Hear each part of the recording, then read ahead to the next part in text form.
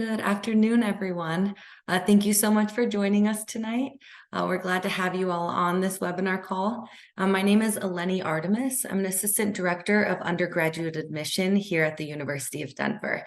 We're really fortunate to have our engineering program joining us to provide you all with some great information. Just so you all know, we do have closed captioning enabled at the bottom of the screen. We are also recording this presentation and we'll be emailing you out the recording of this presentation as well if you'd like to review any information. We also have our chat disabled, but there is a Q&A feature at the bottom of the screen. It might be under this tab that says More. So you might need to click on More on your Zoom screen and then find our Q&A feature. We encourage you all to ask questions throughout this presentation. We have multiple presenters on here that are ready to answer your questions. Okay. So I'll hand it over to our engineering program. Thank you. Thank you so much. Yes, let me get my slides ready here. Okay, well, welcome to engineering at the University of Denver. I'm really excited to discuss our program with you all. I have probably about a 10 or 15 minute presentation that I will go through. If any questions come up during that time, as was just mentioned, feel free to put those into the Q&A. I have a few lovely folks helping out today that can answer those questions while I'm talking, or after I'm done, I'm happy to go through those with my presentation as well. All right, so I should probably introduce myself. My name is Dr. Bree Roselle. I have a few different titles. So tonight, the one that is probably the most important is I am our Associate Dean for Undergraduate Studies at the Ritchie School of Engineering and Computer Science. So as an Associate Dean, my job is fully to make sure that our students are successful, whether that is in academics, whether they're feeling professionally developed, whether they need support in other ways. That is what I am here for. So that is one of my favorite things to do. Along with that, I'm currently the interim chair of our mechanical and materials engineering department. And I also teach in my spare time, I like to joke. So I'm also a full-time teaching faculty in the department as well. And the classroom is definitely my favorite place to be. Along with that, I've been an engineering advisor for over a decade. And so any course questions you may have at any time, I am certainly someone you can go to. A few other people that might be important for you to know as you are on your, learning about DU engineering journey. Dr. David Gao is our chair of the electrical and computer engineering department, and I'll have his email at the end. So if you have specific questions about that department, he is happy to field those questions. And then with me on the call today is Sabrina DeGroot, who is our student services coordinator for the school. And she is very helpful for any questions that are related to being a student at DU, but also specifically in the Ritchie School. And then we also have a few of our student ambassadors here. So if you have any specific questions for undergraduate students, they can answer those as well. All right, so who we are, what is the Ritchie School of Engineering and Computer Science? We are one of the undergraduate and graduate units at the University of Denver. We have, as I said, two engineering departments, mechanical and materials engineering and electrical and computer engineering. We are also housed in the same school as computer science. And there's quite a bit of overlap between engineering and computer science. Some of you may still be deciding between the two, which is great. And we love to collaborate and kind of work with you on what that might look like. Okay, so the first things I like to discuss are, what majors do we have? What minors do we have? What does that look like? And then also a little bit about our enrollment. So as I mentioned, we have three different departments. Within engineering, we have majors in mechanical engineering, computer engineering, and electrical engineering. We also have students that can come in as undeclared, which is completely fine. And in fact, you do not need to declare what type of engineering you would like to major in until your sixth quarter.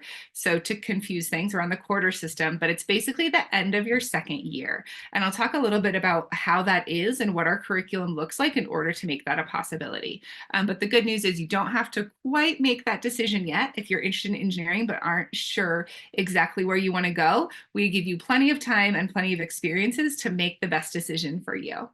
I have on here just a quick table that shows some of our enrollments. And so if you look at our enrollments that we have. Our undergraduate, this is just our undergraduate population.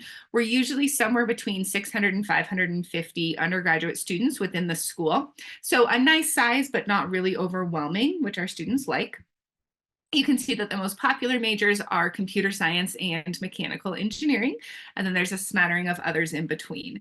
And so our usually first year engineers, we have somewhere around 100 that start in our engineering program each year. Oh, there we go.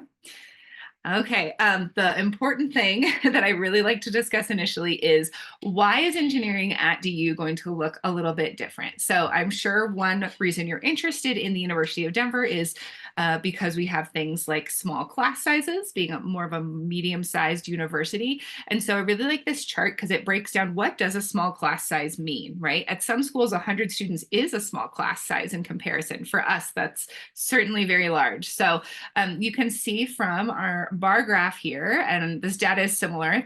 I just have it for the past few years. These different colors represent how many students are in that class and then what percentage that covers. So our lower class sizes, so all the way down to, maybe 2 to 9 students. And then if you go all the way up to kind of this gray color, so between 20 and 30 students, that's over half of our classes within engineering and computer science. So the bulk of the time, those are the size classes you're going to be in. When we start to get into these larger numbers, those are going to be more related to kind of your bigger intro courses that you might have. But even within those, quite often you'll have a lab or recitation section that, again, is a little bit smaller, where you'll have a lot more interaction with TAs and directly with the instructor, depending on the course. We don't have classes over 100 students. That's a policy that we like to stick by. So you're always able to understand and know your faculty member, who you're working with, and really get to know your classmates, which I think is incredibly beneficial. Okay, so let's talk about our curriculum. Why are we unique here at the University of Denver? What might you expect if you were to be an undergraduate engineering student here at the school?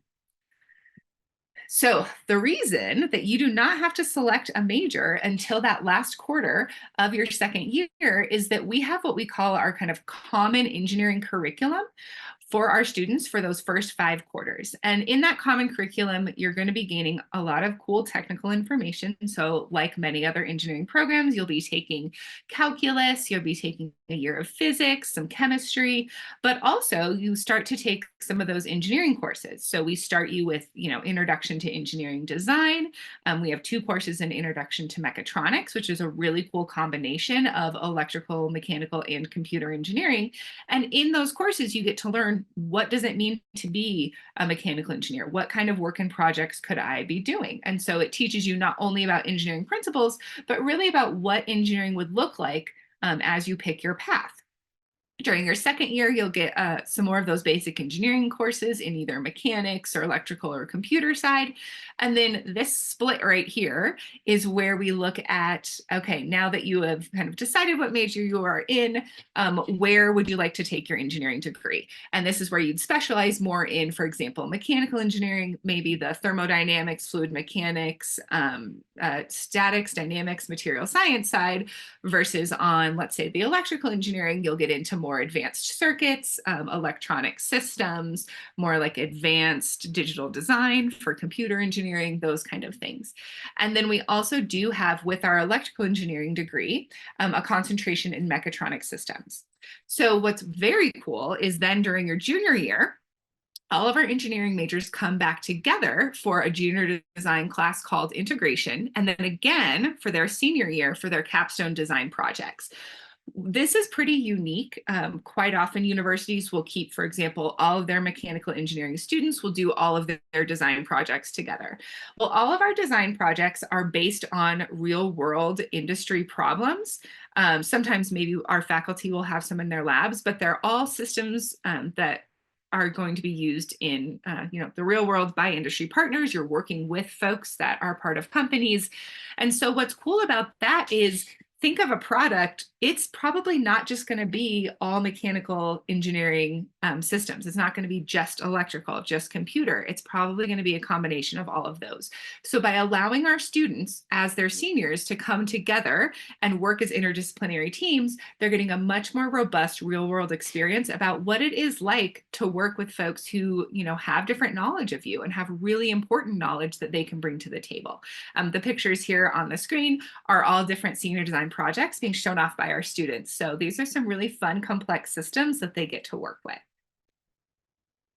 So that's our curriculum. I want to do a brief little introduction about international opportunities. And the reason that I do this in an engineering program discussion is because you may have heard from other programs that sometimes it can be pretty hard to study abroad or, have international opportunities as an engineering student.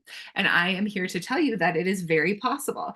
So I'm sure if you're interested in the University of Denver, you have heard about, a very large percentage of our students do study abroad, and that includes our engineering students. I think that once post-COVID, we have been able to send close to a third of our engineering seniors abroad in the fall quarter.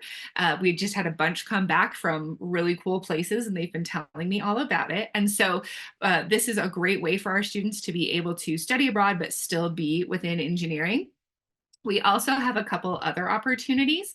One is called a 3-1-1 or Global Masters program. And so students would spend 3 years at the University of Denver and then go study their entire senior year in Glasgow at a really great engineering school there. And then if they choose, they could stay on for an additional year and get a master's from Glasgow. And so that way they're able in 5 years to get both their bachelor's degree from University of Denver and their master's degree from University of Glasgow. Along with that, our students sometimes take advantage of travel courses during things like winter interim. So if they're don't want to quite go abroad for an entire year, they're still able to at least spend a few weeks at a really cool travel course where they're learning with their other students. Okay, undergraduate research. Quite often I'll have students who ask, I'd really like to know what are my opportunities to work directly with faculty with their research. We are an R1 university, so that means we're one of a top tier research universities, and our engineering and computer science departments are very high up there. And so our students have many opportunities to work with faculty. Again, one of these is a benefit for our students at being at a smaller university is they get to know their faculty really well. So if they have a really cool research project, whether that is in biomechanics, or maybe it's in cybersecurity or smart cities, sustainable energy systems, they can actually work with faculty in their labs if they choose. And so a lot of our faculty are open to having undergraduate students work with them. Additionally, the University of Denver has an undergraduate research center, and this is through the whole university, not just engineering and computer science, where students can apply for like summer research grants or what are called PINS grants, which they can actually apply for funds to help them do research throughout the year. And these are really highly funded. So this is a great opportunity for our students who are maybe thinking about going to grad school to get an opportunity to see what research looks like before they make those decisions. So speaking of research, I want to talk a little bit about the research that is going on at our engineering school. As I said, we're an R1 university. Our faculty believe in what we call a teacher-scholar model. So they are very much engaged in research and in really cutting edge things, but also are in the classroom working with our students, which is a great balance for them. And so in our mechanical and materials engineering department, we have research areas. A lot of them are related to things like biomechanics, which are some of the pictures you see here. So whether that's biomechanics of bones or cardiovascular systems. We also have faculty working in robotics. So the big robotic to the side is actually a walking robot that one of our faculty is working on. And then we also have research in material science. So things like high temperature and high voltage materials, which the more that we work in the world of technology and spreading energy and information, we'll need those types of things. In the electrical and computer engineering department, we also have research in robotics as well. We have things like the cool little robots in the upper corner there are unmanned aerial vehicles, so drones, but I'm not allowed to say drones. And so we have faculty working on those. These are also ones that can go both from the air to land and maybe even in water, so really cool robotics. We also have faculty working in social robotics. We love to see projects that are based on human-centered design and things like human interaction. And so we have faculty who are developing robots that can interact with humans, whether that is a child who's maybe on the autistic spectrum that doesn't interact as well with people. A robot can help them learn those social skills. So it's a very cool area for them to be working on. And in addition, I already mentioned we do have faculty working in things like smart cities and urban infrastructure. How do we get information technology, the internet, et cetera, working through our cities, and also in sustainable energy. We live in Colorado. It is beautiful. We have all this sunshine, but how do we use that solar energy, capture it, and be able to send it to locations that perhaps don't have as much of that energy available to them? So along with having great faculty in your courses that can support you, what I love about being an engineering faculty member here at the University of Denver is that our students have developed this really great community. We have several student groups that are based in engineering. So we have our Society of Women Engineers, we have the International IEEE, which is our International Society for Electrical and Electronic Engineers. We have Tau Beta Pi, which is the Engineering Honor Society, Society of Hispanic Professional Engineers, National Society of Black Engineers, lots of places that our students can find their community and find their friends to be working with throughout their time here at the University of Denver. Addition to those kind of cool student support groups, we also have our Science and Engineering Center and the Math Center that are both located in our Anderson Academic Commons. So students who are perhaps in those first year courses like calculus and physics, if they have questions, there's free and open tutoring. They can go to the center and get free tutoring from TAs or highly skilled undergraduate students that might be able to help them with some of those harder courses. Okay. So of course, I always get the question, what do I do after graduation? Where do your students go work?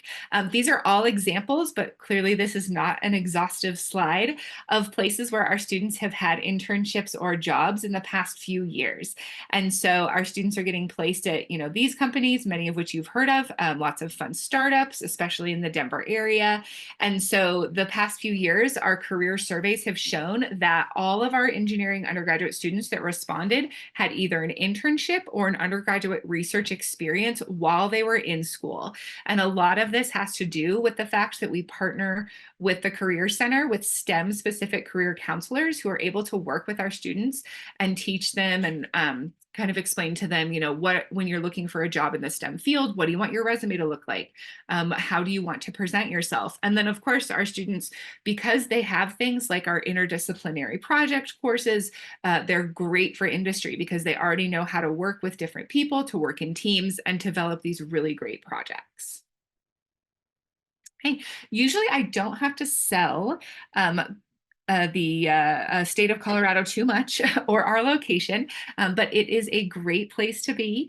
And so we have, of course, all the sunshine I already talked about, but we also have all of our seasons. And then, of course, you've probably heard about the Kennedy Mountain campus. So it's a really lovely location for everyone.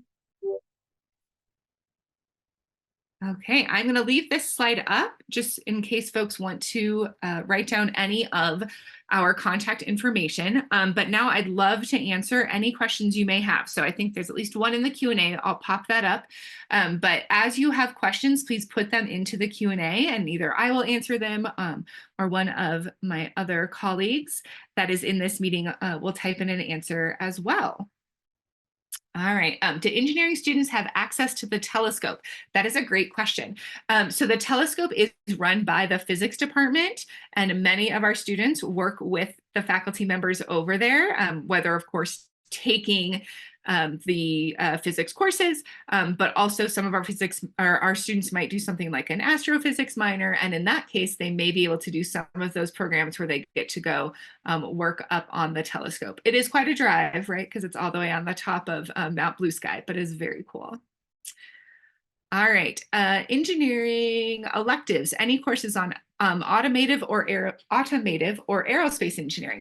We do have courses on aerospace engineering in our electives. So even though we don't have an aerospace engineering degree as a major, once students are in their junior and senior year, they get to pick elective courses that'll help them kind of decide, what pathway within engineering am I interested in? And so we do offer aerospace courses, both on kind of like flight dynamics, but also on, like satellite performance and those kind of things. And then we also have courses on things like computational fluid dynamics or other tools that could be important in that. We don't have any specific courses at the moment on automotive engineering, but we have a lot of courses that automotive engineering would be a very practical application for. Okay, do we have a 4+1 program? We do have a 4+1 program. So let me explain really quickly what a 4+1 program is for those who haven't heard of it before.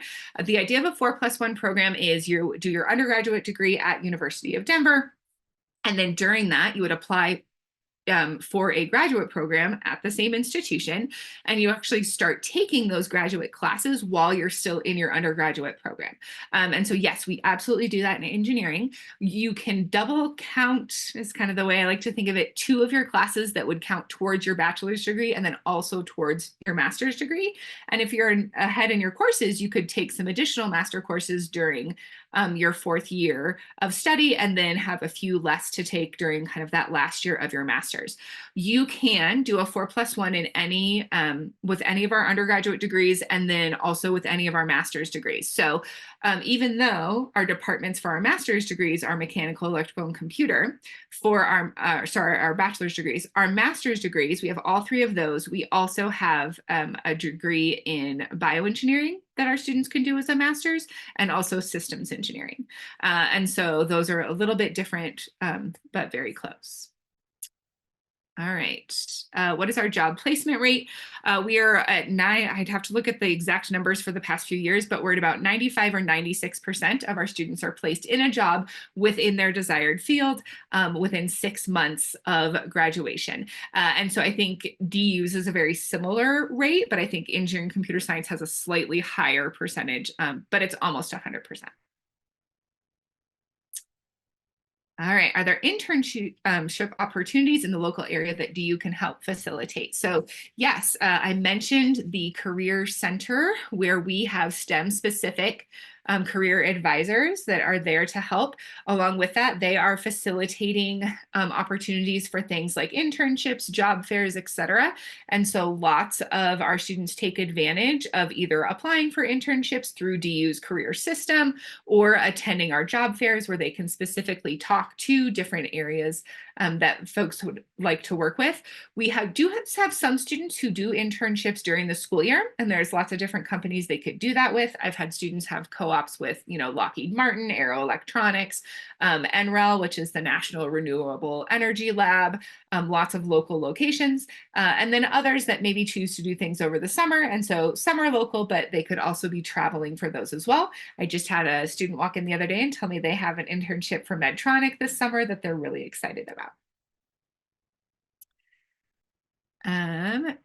Do you offer an engineering management program or electives? So we do not, at the undergraduate level, offer an engineering management program. There is, I believe, through the business school, they might have a minor in management. I know you can do a minor in business administration. And so if that is something that interests you, we could discuss maybe doing an engineering major with a minor on the business side. We have a couple electives on things like engineering leadership. So a little bit different than management, but would give you a very good idea of what management might be like. For our graduate degrees, we do have a master's in engineering with a concentration in management. So for example, if you were interested in something like the 4+1 program, that would be a way to do both the engineering and the management side together. Explain more about co-ops. Yes, we do offer co-ops. I will admit it's not a huge percentage of our students who decide to do that. So what a co-op is when a student, while they're still an undergraduate student, takes time off of school to go work full-time for a company, and then kind of comes back to school afterwards. Usually co-ops last about a year. We've had students work, again, Lockheed Martin has done co-ops with us. I'm trying to think, Ball, I know, has done a few. And so if students are interested in those, we can help facilitate. The cool thing about co-ops is you get paid. And so it's actually nice for our students because they take a year off, get paid, learn about the industry, and then come back in so that then when they go onto the job market, they have a full year of experience with that. So, oh, I love this question. How easy is it to switch into the Ritchie School? It is so easy because you don't have to switch. So we don't have any kind of secondary admission into engineering or computer science, which means if you have been admitted to the University of Denver, you are welcome to be an engineering or computer science major. You don't have to change your major now. You could do it later. It's good for us to know if you're interested, just to make sure that you're getting the right advising information. But it is very easy, and we would be happy to have anyone as a Ritchie student starting in the fall. Is there a 4-year curriculum? Yes, our curriculum is set up to take 4 years, kind of a standard 4-year degree. If students are interested in double majors or lots of minors or something like that, it could take a little bit longer. But for the most part, our students are graduating with their degrees in a standard 4 years. Oh, this is a good one too. Is there a foreign language requirement for graduation? For engineering, there is not. Engineering and I believe the Bachelor's of Fine Arts in Music are the two programs that we are waived through the foreign language requirement. So you do have to take some other core curriculum courses, so some writing courses, some fun courses over in arts, humanities, and social sciences, but you do not need to take the language requirement if you are graduating with an undergraduate degree in engineering. Electives on construction engineering. We have electives where, again, the information would be beneficial for something like construction. So we have electives on things like failure analysis, which is a really cool one. So people that do like forensic engineering go look at like, why did a building fall down, kind of learning more about that. We have things like reliability or just material failure that might be related to construction engineering, but nothing specific with that. There is a construction management program in the business school. So if you were interested in kind of that combination of construction and engineering, there actually could be some opportunities to take some of those courses and learn a little bit more about how those are related. No, the engineering, this is, does the engineering program cost more than other majors? It does not. So tuition is standard structure, so it should look the same. Yep, actually just kind of hit on this, but yes, students do take traditional core courses. So besides the language requirement, that is waived, students will be taking their freshman seminar, which everybody takes their first quarter, some writing courses, and then 2 courses from arts and humanities, and then 2 courses from more the social sciences side. To me, those are really fun ways that our students get to kind of take a breath or a step away from engineering, which sometimes, can feel very technical, very math and science based, and learn about something new. So we have students who are taking courses in music and history and geography, and really learning about different tools. I also really like this as someone who teaches engineering because sometimes it is great to kind of step back and get a different perspective when you're learning, and don't always think of everything as like very systematic and very engineering and math and science based. Let's see, address DU's capability in the field of renewables. Yes, so we have, I mentioned it a little bit when I was talking about our electrical and computer engineering research, but we do have faculty that work in the field of solar energy, sustainable energy. So looking at things like solar panels, power transfer, how can we use these really cool renewable sources and then get them to other locations? How do we store that type of energy? So several of our faculty are working on those kind of things. What is the most common minor paired with mechanical? Oh, so this is actually another fun thing about engineering. If you are talking to other folks about kind of Bachelor of Engineering programs or Bachelor of Science programs at the University of Denver, they specifically require a minor. We don't require a minor to be paired with any of our engineering degrees. If you take all of your math classes and get a C or higher in those, you actually can get a math minor just based on the math courses that we require. I would say the most common major beyond that math one would be physics. We get a lot of students who do a minor in physics. And then recently, I've had more students who are interested in a computer science minor with mechanical engineering. And that one's pretty cool. It's actually pretty easy for us to do, and students really like it because it certainly fulfills kind of a different part of their brain that they like. What honors classes helps fulfill engineering classes? So for our honors students, we don't have any specific honors courses within engineering, but some of your common curriculum or your like your FSEM, ASEM courses, those would be through the honors distinction or kind of designation. Our students who are honor students within the engineering school do have to do a distinction project. And so I have seniors right now that are working on those, and they will kind of work with a faculty member and either do a research project or maybe even developing a product or looking at something in the world of engineering. And then they would finish that and complete it usually during their senior year. And so that would fulfill their kind of honors classes.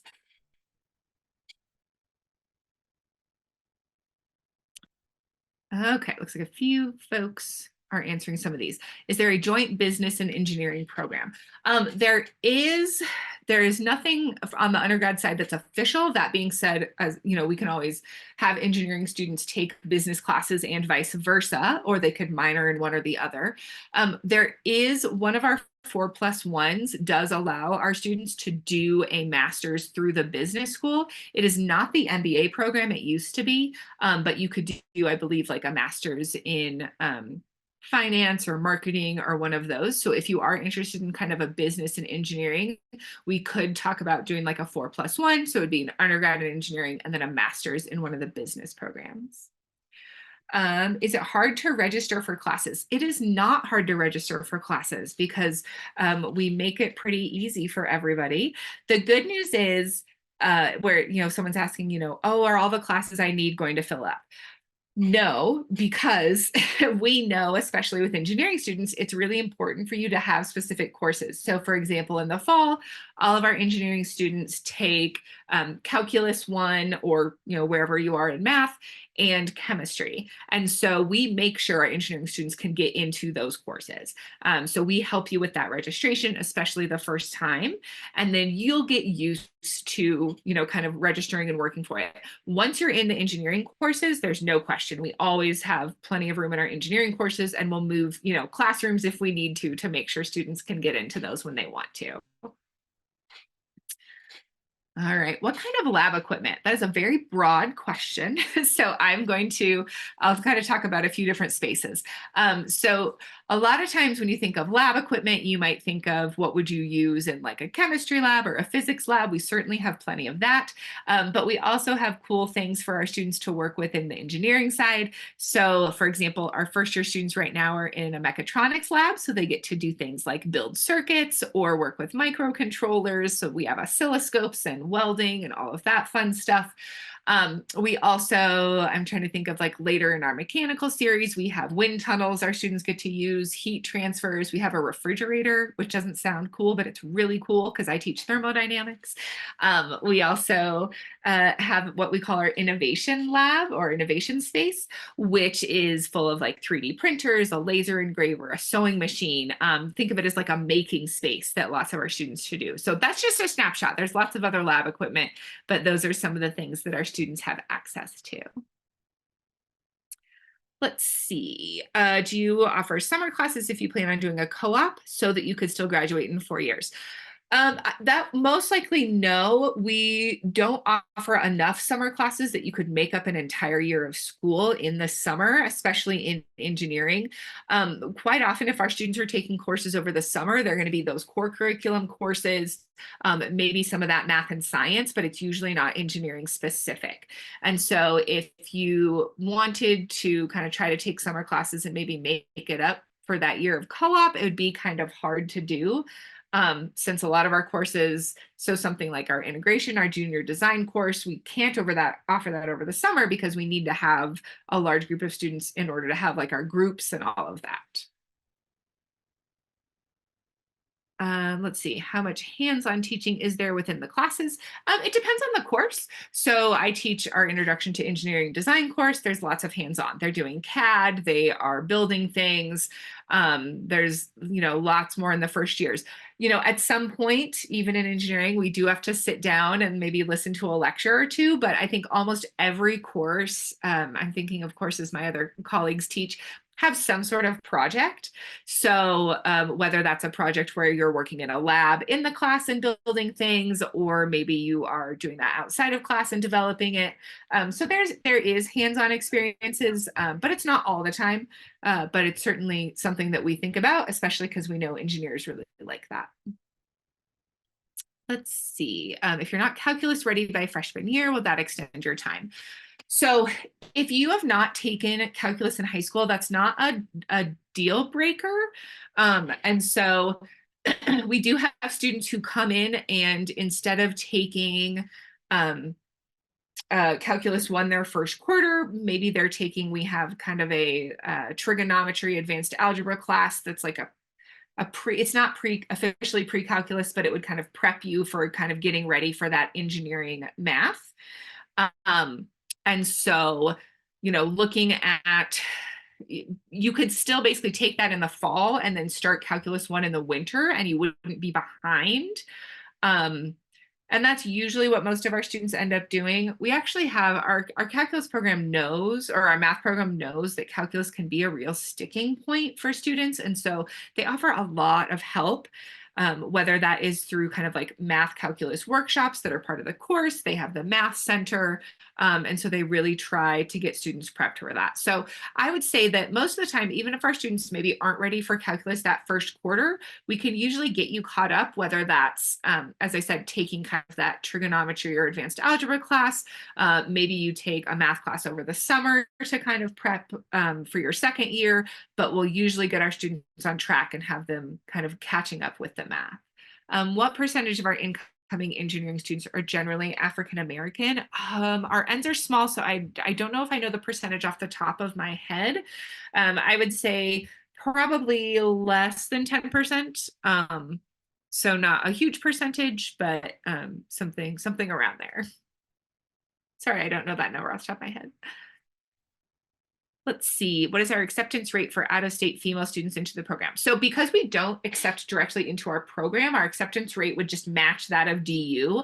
That being said, for female students in general in our program, we're at about 25%. So about 25% of our undergraduate engineering students are female. That's slightly above the national average. And we're always, of course, trying to get that to come up a little bit. And I will say we have a great support system for female students.